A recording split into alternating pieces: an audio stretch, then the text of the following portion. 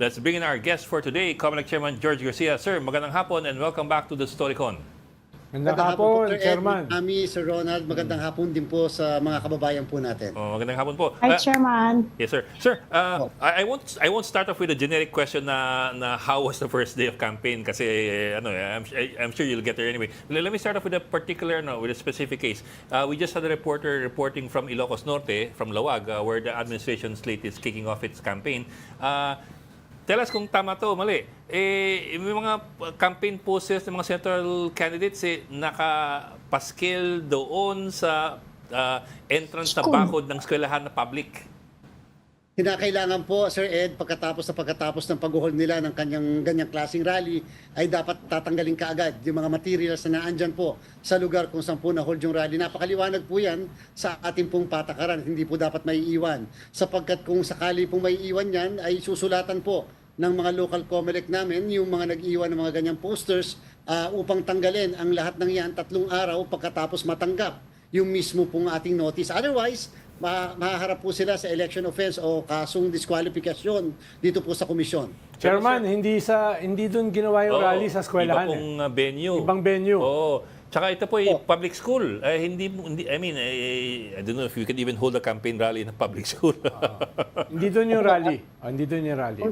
Kung magkakaganon po ay kinakailangan susulatan po natin dahil po itong unang araw ay pinakita namin na kaya at pwede kami magbaklas lalo na sa mga illegally posted materials o kaya naman yung mga materials na hindi gumagamit ng mga biodegradable na gamit o materials. Ngayon po sa mga susunod na araw dahil nakakapagod naman po magtatanggal eh. So sila na po ang magtanggal. Total sila nagkabit niyan. Susulatan na lang namin sila. At yun naman po nakalagay mismo sa ating pong Republic Act 9006, yung Fair Elections Act, na sila ang magtatanggal after naming masulatan within a period of 3 days. Well, sir, we had to ask that lang kasi Chairman, it pag doesn't hindi look nyo good. nasulatan, hindi nyo nasulatan, pwede bang ulusot yun na hindi nila tatanggalin? Sa bandang huli po yung due process, ibig sabihin parang hindi namin na-comply and therefore kahit kasuhan namin, pwede sila makaligtas sa kaso whether election offense, 1 to 6 year imprisonment o kaya yung kasong diskwalifikasyon. Pero alam niyo po, huwag kayong mag-alala, Ma'am Ami. Alam na alam po ng mga local Comelec namin, properly instructed sila na mula bukas, kung may mga makita pa sila, lalo na kung nasa public places, yan pong lahat ng yan ay ipatatanggal sa pamamagitan ng pagbibigay po ng notice sa kanila. Chairman, linawin ko lang bawal magpaskel sa poste ng Meralco, ng electric post, saka sa mga utility cable, saka sa puno. Bawal Sa puno. Opo, pero alam po, Ma'am Ami, Sir Ed at Sir Ronald kanina, nung umaga na alas 4 ng madaling araw, naandyan tayo sa may bandang Tondo area. Napansin natin, medyo nag-improve na rin yung mga ikinakabit na campaign materials dahil po, mas tinaasan nila, mukhang hindi ko na kayang abutin sa liit kong ito. Hindi ko maabot. Magaling na rin po sila. At yung mga materials na gamit, talaga pong gumamit sila ng mga kawad o alambre na talagang nakapulupot sa mismong poste. Kahit nahilahin nyo nung pinanghihila ng MMDA, napakahirap po. At the same time, yung pagkakakabit ng mga posters po sa poste rin, gumagamit po sila ng mga ng mga scotch tape na kakaiba. Hindi po yung ordinary scotch tape ng bata. Talaga pong alam mong kahit na yung pintura matatanggal. So, yan po yung sinasabi po natin na iiwasan po natin yung mga poste ng kuryente, yung pong mga kawad ng kuryente kahit po sa mga puno, lalo na yung pagpapako. Nakita ko po kanina sa inyong video, may mga mukhang nagpako po doon sa puno. Isipin nyo, sabi nga natin, kung sila kaya mapakuan ng mga tao para po maramdaman din lang nila yung sakit dahil may buhay po ang mga puno. Maaaring corny itong Comelec, pero alam nyo po, kinakailangan environment friendly po tayo ngayong kampanya na ito. Pwede siguro natin gawin yun, Chairman, isang public na pagpako ng mga violator na yan. Baka makasuhan tayo ng human rights violation. Pero magandang kwan yun. Chairman, ang isa kasi mahalaga, hindi lamang yung mga batas na dapat sundin. Ang isa rin kasi mahalaga, yung parusa. Meron na bang senador na naparusahan ng disqualification? Wala pa po, Sir Ronald, sa kasalukuyan. Pero sana wag umabot sa punto na tayo makakapagparusa ng diskwalifikasyon dahil most recently po, mapagmamalaki po namin na 2 kaso na affirm ang Comelec, lalong-lalo na sa issue muna Sir Ronald po, Sir Ed at Ma'am Ami, ng abuse of state resources. Dalawang mag-asawa tinanggal po ng COMELEC dahil po sa paggamit ng pondo ng City Hall kung saan nabigay ng pera sa mga nakatatanda at sa mga pedicab o tricycle drivers. Tanggal, hindi kumuha ng exemption sa COMELEC.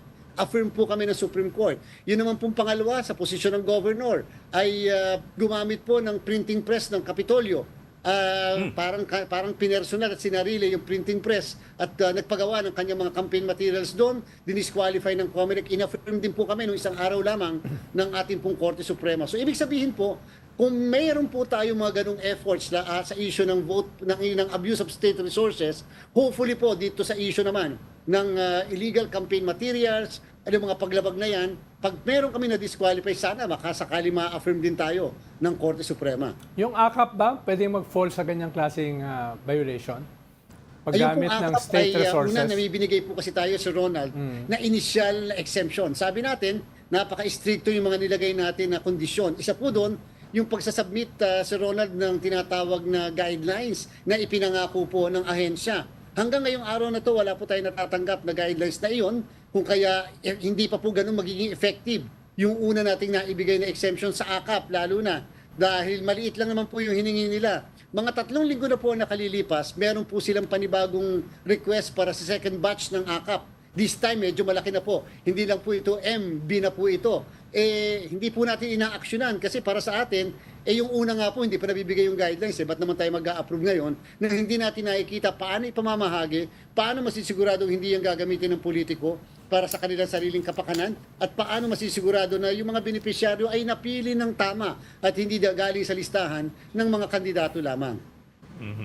So malinaw yun, Chairman, na hindi pa pwedeng mag-distribute ngayon ng AKAP, AICS, TUPAD dahil wala pa yung guidelines regarding yung social services na yan.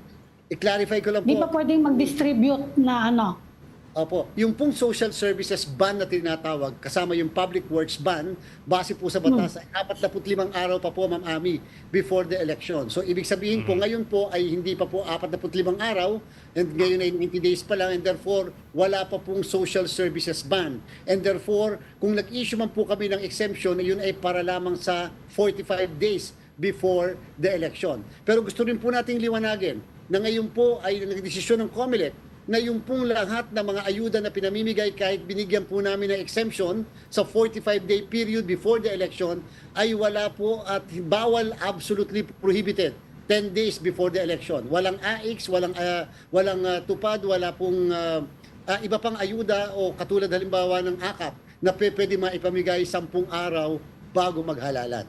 Sir, the guidelines are for your approval ba or only for your information? Can you qualify that? And as well, whatever the case is, whether it's for your approval or for your FYI, what would you want to see in the guidelines so as to isolate and insulate yung pagbibigay ng ayuda from politicking and campaigning? Sir Ed, mukha pong doon sa veto ng ating Pangulo, nung na-veto niya yung ilang portion po ng national budget para sa 2025, kasama po yon na dahil nga bagong programa po kasi ang AKAP, kasama po yon na dapat yung interagency, katulad po ng NEDA, DOLE at ang DSWD ay kinakailangan mag-draft ng isang guidelines na makapagkontento para po mas ma-implement ng tama yan pong AKAP. Sa kasalukuyan po, nung nagkaroon kami ng pagdinig, nung nakaraang linggo sa Senado, sinabi po nila na ito'y sinabmit pa sa Department of Budget and Management. Ano pong gusto naming makita? Hindi po namin pakikialaman kung paano yan i-distribute sapagkat yan po yung role ng ahensya. Pero gusto namin makita na hindi dapat present ang politiko, ang kandidato during the distribution of the ayuda, kahit ano pa ang pangalan ng ayuda na yan. Wala po sila dapat during the distribution. And therefore, kinakailangan din na yung benepisyaryo maging maliwanag paano pinili. Halimbawa, naging issue pala doon sa AKAP minimum wage, mas mababa ang kita sa minimum wage. Naging katanungan ngayon nung ating National Poverty Commission. Paano yung mga mahihirap at mga kababayan nating nakatatanda na walang trabaho? Talagang sila ay walang minimum wage na pinag-uusapan. Makakasama ba sila? At nasaan yung listahan? Medyo yung departamento ay nagsabi, sa kasalukuyan wala pa po silang listahan sapagkat kakailanganin mag-apply pa raw po nung pwede maging benepisyaryo nitong programa na ito. Chair, i-qualify Fan ko lang, kasi- i-qualify ko lang, Chair, yung walang politiko kasi local elections po ito eh. So you'd likely see the mayor there, if at all, or some local politicians, nagmamando-mando. How would that work? O talagang completely wala talaga? Kanina po, Talagang zero kanina po, talaga? Sir Ed, ako ay panauhin sa Mayor's League of the Philippines at in-emphasize po natin yan sa harapan nila na wala dapat presensya ng kahit na sino sa At all. kanila during the distribution. Technically po, ito pong ayuda distribution, ano man po ang pangalan nito, ay programa po ng DSWD. Yes, sir. At DSWD worker po, social worker, ang present dapat po dyan. At hindi naman po ang politiko ang nagsabing kaya dapat ipamigay yan, ay kanila yan. Yan po ay hindi para sa kanila, hindi po nila yan pondo, hindi po nila yan pera, hindi po nila pocket money yan. Yan po ay para sa mga mamamayan, sa mga mahihirap. Chair, may nabanggit kayong significant na problema eh. Sabi nyo nga na yung AKAP kasi, ngayon yung AKAP kasi hindi na lang pera eh. Bigas na rin kasama na sa AKAP eh. No? Yung pamimigay. Ang dapat dyan, ang makikinabang ng AKAP ay yung mga below minimum wage. Pero ang DSWD kasi, wala silang listahan ng minimum wage. Kaya usually nagsasabit niyan ng mga bibigyan yung mga politiko, mga kongresista. Kung talagang seseryosohin kasi yan, ang merong listahan ng minimum wage earner ay yung DOLE.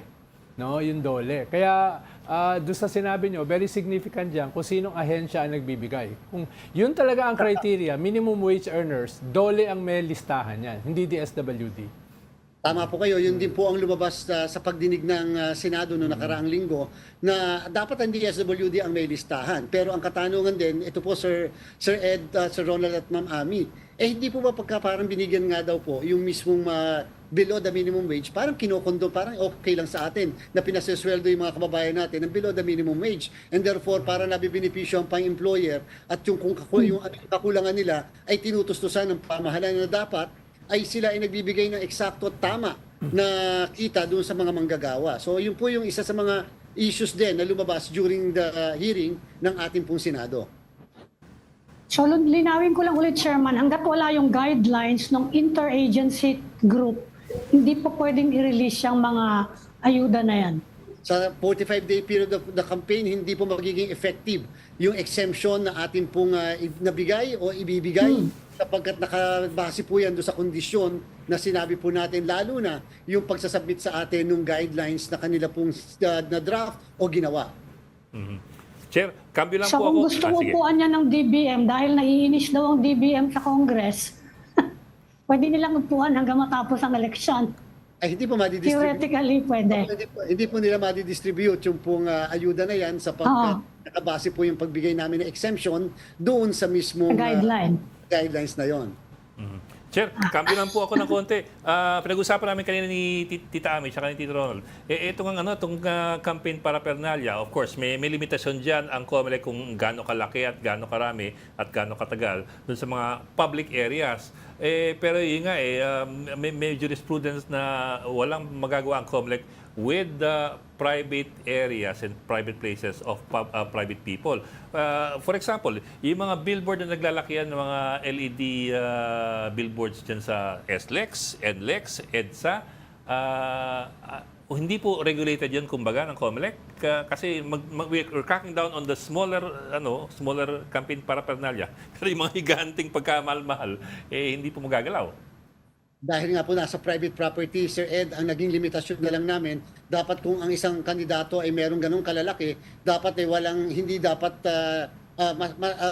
ma-exceed sa 1 kilometer ang layo ng pong dalawa ng mga campaign materials na yan. Again, dahil po yan sa naging epekto ng desisyon na kung saan hindi pwedeng magalaw ng COMELEC yung pong nasa pribadong mga ari-arian dahil we have to respect the private ownership of the owner of the property, and at the same time, kinakailangan din pong irespeto natin yung tinatawag ng the freedom of expression and freedom of speech. In fact, again, ulitin ko po, doon sa Team Patay, Team Buhay, sinabi ng Korte Suprema, the bigger, the better. At yan daw po ay pag-express ng opinyon, sentimiento na may-ari ng ari-arian. Ano man po ang kadahilanan kung bakit nagkaroon ng ganong klase na material o bakit nalagyan ng ganong klaseng material doon sa kanilang ari-arian? Absolute ba yan? Pero ruling sinabi na niyo yan? rin sa amin earlier, di ba, Chairman, na kapag ganyan, kasi dalawang bagay yan kapag pinost sa private property, either supporter yung nung kandidato, yung nag-post, o kaya nagpabayad yung may-ari ng property. Pero sabi nyo, it has to be declared either way, either as a donation or as advertising. Kailangan isama sa statement of contributions and expenditures. Tama po ba yon? Tama po, pwede po kasi namin i-presume na yan na may bayad. Lalo pa kung yung mismong pinaglalagyan ay isang commercial na advertisement area. And therefore, pwede namin i-presume na may bayad dyan. At pwede namin tingnan at alamin mula doon sa asosasyon na kausap din namin yung asosasyon ng lahat ng mga advertisers tungkol dyan, magkano ba ang average rate o magkano ba talaga ang regular rate sa mga ganon. So pwede po namin tingnan sa kanilang sose, nasaan ngayon? Yung mismong lumabas na mukha nyo doon, kung hindi man yan binayaran, kung donation yan, nasaan ngayon ang ebidensya na nag-donate na yung mismong isang tao, organisasyon o grupo nung mismong advertisement po na yon. So may mga pamamaraan po kami. In the same manner, Sir Ed, Sir Ronald at Ma'am Ami, na pwede po kami ngayon mag-presume ng mga celebrity at saka mga social media influencers na sinasabi nilang libre, pero pwede namin i-presume na may bayad po yan. Again, hindi namin habol ang mga influencers o yung ating mga celebrities. Ang habol namin yung kandidatong hindi nagdi-declare. Ngayon, yung pong BIR, pwede magsabi ngayon sa mga influencer o kaya celebrities, nag-presume ang COMELEC na may bayad Naghanap ang COMELEC sa SOSE na may bayad. O di dapat nagbayad din ng income tax yung celebrity o kaya naman po social media influencer. Sa sinasabi nyo, Chairman, ibig sabihin ay may qualification even yung decision na yon ng Supreme Court. No? Ibig sabihin, hindi siya absolute yung right na yon. No? Kahit na sa private property, may kaunting qualification. Did I hear you right, Comelec Chair? Opo, tama po kayo, Sir Ronald. Kaya lang po, pag tinignan natin from the point of view ng dalawa pang sumunod na desisyon, pagkatapos ng Diocese of Bacolod, meron pang St. Dominic versus Comelec, ay lumalabas po, Sir Ronald, when it comes to political advertisements na katulad nito, talaga pong halos walang limitasyon, regulasyon patungkol po dyan sa paglalagay sa private properties. Maaaring ang limitasyon na lang po yung pagkuha pa rin ng permit sa mga LGU pag magtatayo ka na medyo malalaki na structure doon sa ari-arian. Sir, I get what you're saying na maihahabol naman ninyo doon sa pag-iimbestiga, doon sa final ba sa SOSE at kung within the bounds allowed by the campaign expenditure law. Pero realistically speaking, the COMELEC I think does not have the personnel or the resources to be able to do an assessment and accounting of each and every candidate's spending. In the end, I think you just have enough people to do to look at the SOSE and see kung may nag-overspend o ano. I don't know if you do actual investigations motu proprio. In relation sa tanong ni Ed, Chair, pwede ba kayo mag-deputize ng ibang government agencies para gawin yung trabaho na yan? Na para lampasan. Ng aming una, tama po kayo, wala kaming resources, wala kaming ganong kadaming tauhan upang gawin po ang lahat. Nung pong mga nakakaraan, 48,000 nga ang kandidato, pero again, kahit na apot na po, 40 po ang aming tao doon sa isang opisina na nagmamanage, naghahanap ng mga mali, doon sa SOSE, nagaganapan po nila ang kanila pong trabaho. Ngayon po, tama po, pwede po kami mag-deputize ng ibang ahensya katulad po halimbawa ng Commission on Audit. Pero ang pinaka-importante pong gagawin namin ngayon na again, first time po namin gagawin sa ating kasaysayan ay ating pong ilalagay na sa website ng COMELEC yung pong lahat ng SOSE filings ng lahat ng kandidato, national man, lokal, political parties at mga party list para po nalalaman ng mga kababayan natin at yung mga magkakalaban din kung naging tama ba yung naging report ng mga kandidato. Sino ang nagbigay? Magkano ang binigay? Paano ginastos? May natira ba? Nagbayad ba ng income tax? Yung mga bagay na ganyan ay masasagot na natin nang hindi na kinakailangang humingi pa ng kopya sa COMELEC na minsan ay pahirapan. Ngayon, nasa at nakalatag na, ilalatag natin sa website ng komisyon. That's good, Chair. Kasi hindi alam ng mga tao, for example, na pag pinahira mo yung sasakyan mo sa kampanya, may valuated yan as a donation. No? Pinahira mo yung helicopter mo, valuated dapat yan as a donation. Dapat nakalista rin yan.